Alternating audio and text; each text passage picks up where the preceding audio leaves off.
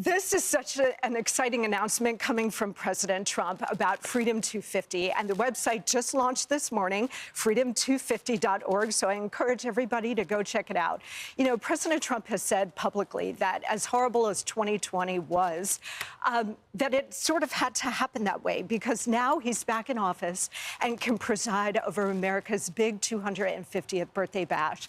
So by launching Freedom 250, it is a new organization, non-partisan, that is going to work in conjunction with the America250 Commission, federal agencies, the White House 250 Task Force, to launch the presidential programming, which is going to include, well, as we saw over the last year, the phenomenal military anniversaries, Army 250, Navy 250, Marine Corps 250. It's going to kick off again on New Year's Eve with a grand illumination of the Washington Monument.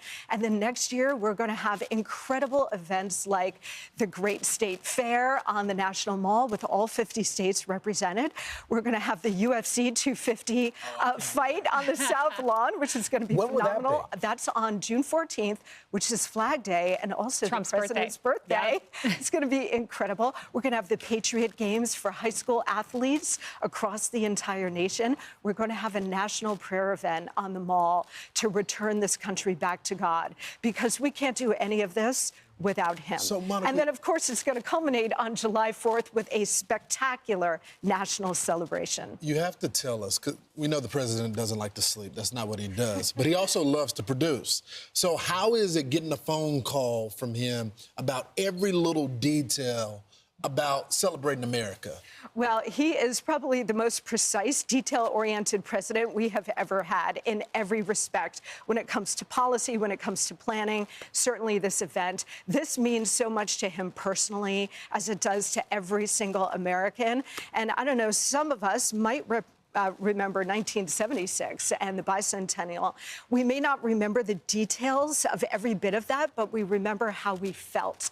And so what we are planning with Freedom 250 is this massive, monumental celebration that President Trump promised back in his first term, a celebration that really creates that feeling of a renewal of pride and patriotism and the American pioneering spirit. And he also has an arch. Yeah, he does. Yeah. Yes, here it is. It's the triumphal arc, and you can see it here. He says every other country, you know, big country, France has one, so we've got to have one. NYU has one. There you go, NYU. Now we'll have one in D.C. You know, Monica, though, when I look at this, I'm so glad it's President Trump overseeing it, and not, let's say, not to scare viewers, but like a President Kamala Harris talking about stolen land during our 250th anniversary.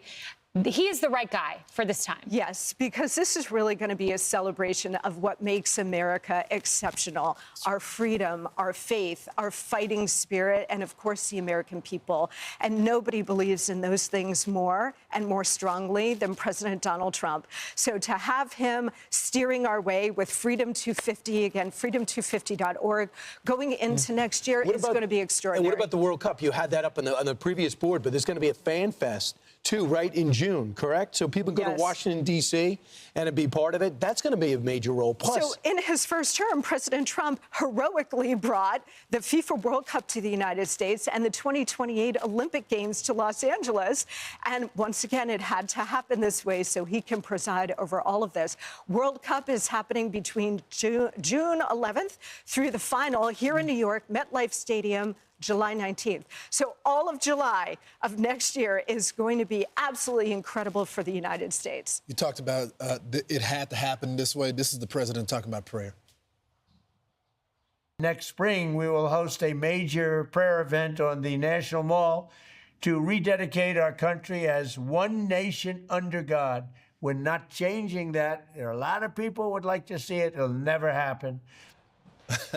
Love that. And the Garden of Heroes, which he promised in 2020, will come to fruition, which is exciting. You know, the president promised in his first term and going into this term, even as a candidate, the most monumental celebration of America for our big 250th birthday. And through Freedom 250 and so many other elements, he is delivering on those promises. So, yes, Garden of Heroes and so much more that we have planned.